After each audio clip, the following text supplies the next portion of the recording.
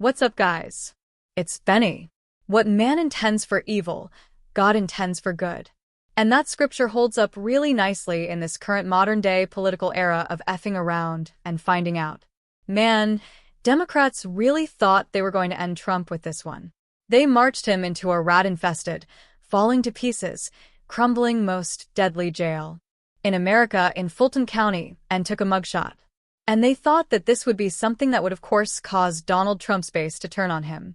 But what they really ended up giving him was a rap album cover for the banger of the summer. Just add a parental advisory label here, and you're good. Ladies and gentlemen, Donald Trump ending up with the most iconic mugshot in American history. This followed up with multiple shots of Trump in a garbage truck and Trump at McDonald's, and Trump surviving assassination makes it the most iconic presidential run in our lifetimes. There's not really a close second. And ladies and gentlemen, this mugshot did backfire. Trump himself sold shirts with the mugshot on it, wrapping paper with the mugshot on it, and so on. Trump understands the power of this mugshot. Donald Trump understands it so very much that, well, ladies and gentlemen, Donald Trump has decided to go with the mugshot aesthetic for his official inauguration portrait, which is amazing. Ladies and gentlemen, just released the Donald Trump official inauguration portrait. Let me show you all of this in 4K. Here we go. Here we go. This is the video of the official inaugural ceremony program. Takes you through kind of the TikTok of the day. What's going on? And inside you have President Trump, a foil over his face there, tissue paper, and then JD bands. I mean, a great-looking portrait of JD. Also, and there you have it. Trump went with the mugshot aesthetic. He chose violence. Trump literally chooses violence. And now, ladies and gentlemen, we have the official reveal of the Donald Trump and JD Vance inauguration portrait. Is it the mugshot look? That's what everyone's saying. Yeah, baby. Trump steal new look unlocked in inaugural program. There you go. Trump steal the first term versus the second term portraits. Ooh yeah, very different country, a very different Donald Trump. A man who truly understands the weight and magnitude of this moment. And a man who's definitely not effing around. Look at that. Oh yeah, baby. Yes, you just freaking love it. 20/20/2017, 2023, 2025. It's really like you got to understand what you've done is you've created your own monster's libs, right? You can rate created the monster. Trump's official presidential portraits release. What a timeline to be alive. FAFO. For those wondering what dropped, not Trump's presidential portrait, but inaugural portrait. For example, this is the inaugural presidential portrait from 2017. There you go. And there you go. But nonetheless, they're official portraits.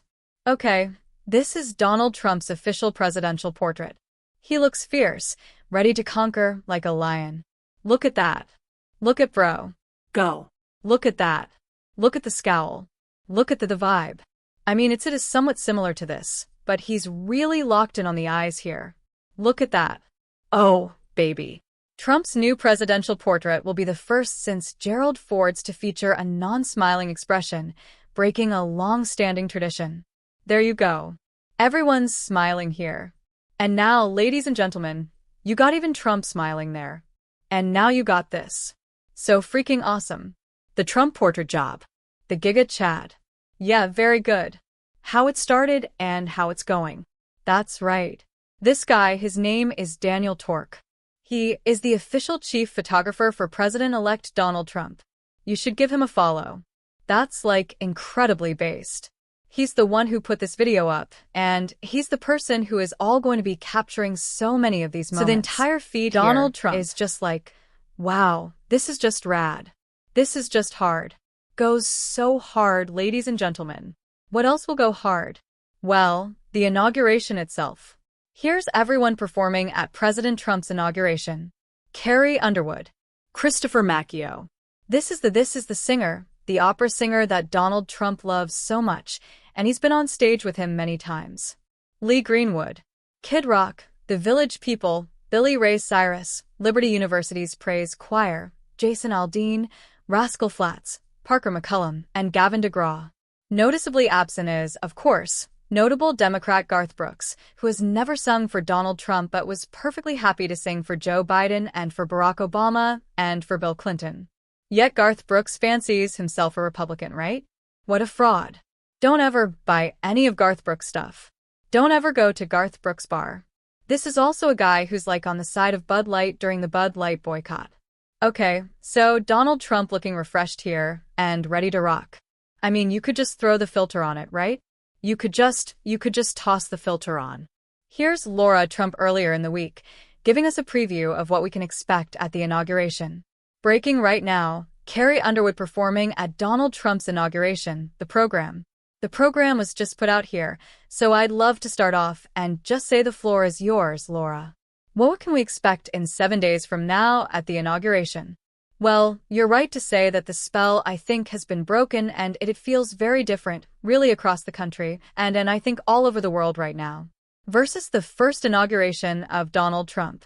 I mean, all of us in the family obviously experienced that first go-round and everything was fresh and new, and we didn't know what to expect.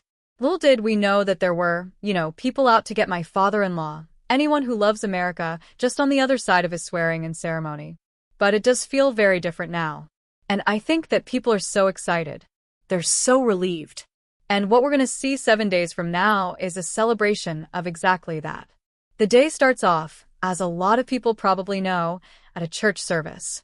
We start off there at St. John's Church, very famous. Of course, Donald Trump held up a Bible in front of it and drove the left absolutely insane when he did it. So we're going to go there, we're going to have a service there, and then everyone heads to the Capitol. 10 a.m. The ceremony to swear in our 47th president, Donald Trump, will begin there. He's going to give afterward. It'll probably be very cold to anybody coming. Make sure you bundle up. And then, of course, there's that walk that we all remember from the Capitol to the White House with the parade that, of course, our whole family will be involved with. But probably the most important, our 47th president, Donald Trump, will do that parade. And then on to the balls, and there will be many of them, and we're excited for all of them. And I just think overall, Benny, what I feel is what a lot of people feel out there, which is that there has been a shift. People are truly excited. They're truly optimistic and hopeful right now for the first time, maybe even in 8 or 9 years. I would even say maybe even more than that. We remember what Donald Trump did his first term in office.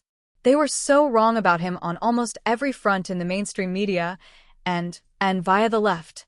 He got so much accomplished, and knowing that, now we understand is in store for us on day one. And I actually think get ready to see quite a few executive orders the second he steps foot into the Oval Office, and I'm going to say around 2 p.m. on January 20th. He's coming in hot, and we love to see it.